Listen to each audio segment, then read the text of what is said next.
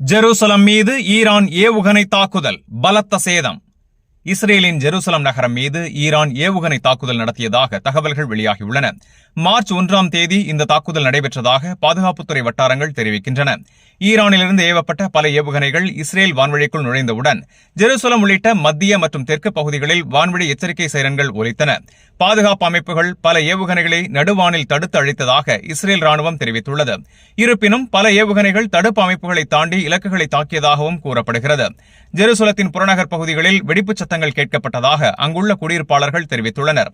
தாக்குதலின் விளைவாக கட்டிடங்கள் பல சேதமடைந்ததாகவும் பலர் பாதுகாப்பு தாழ்விடங்களுக்கு மாற்றப்பட்டதாகவும் தகவல் வெளியாகியுள்ளது. இந்த தாக்குதலில் உயிரிழப்புகள் குறித்து அதிகாரப்பூர்வ எண்ணிக்கை வெளியாகவில்லை என்றாலும் பலர் காயமடைந்து மருத்துவமனைகளில் அனுமதிக்கப்பட்டுள்ளனர்.